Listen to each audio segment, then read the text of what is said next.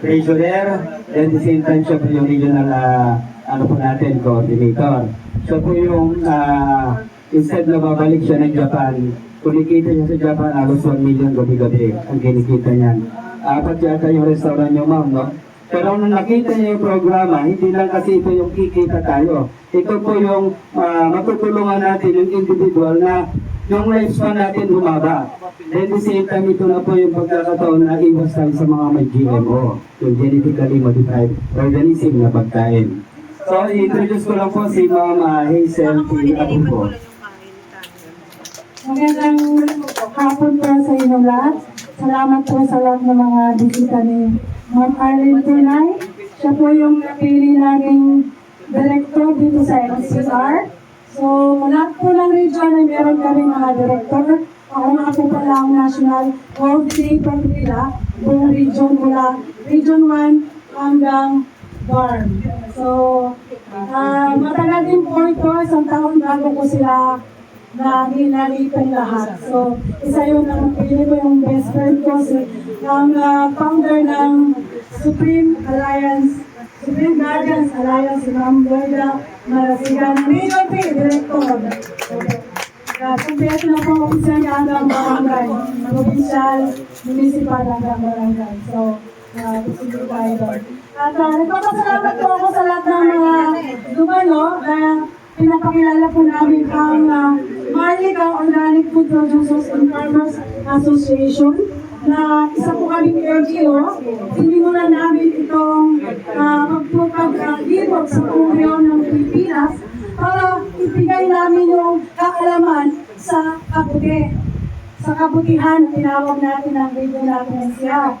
Binibigay po natin sa mga regional, municipal, barangay at kanilang mga miyembro kung sino man yung mga maglalagak ng by 20 na magkakaroon ng Sustainable Livelihood Project. Dito sa program na to, wala pong maghihirap kung dahil lang sa kanilang bakuran o meron silang maliit na farm, para lang sila naglalaro, gumagawa sila ng pera. At doon naman, bilang kami, ang Mopapa, meron akong international company which is the Creative Japan Incorporated. Mga kasama ko din sa kumpanya na ito ay mga hapon, pero ako ang owner ng kumpanya.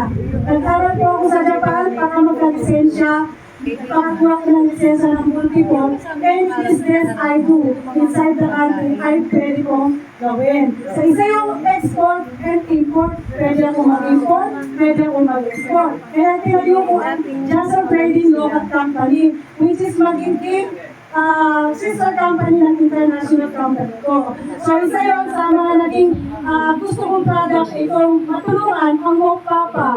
Dahil active ang aking kumpanya, lahat ng growers na i-export, matulungan namin para maging sustainable sila.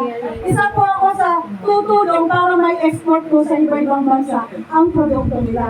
Ayoko masira na hindi yung kanilang mga farm. Kaya sabi ko, baka one day, kaya nila magbenta, kasi food process nila lang yan. Pwede naman tayo dun sa press na ibenta, pero kung sobrang dami, kasi ang worry nila, baka daw masira lang, matambakan, anong gagawin namin?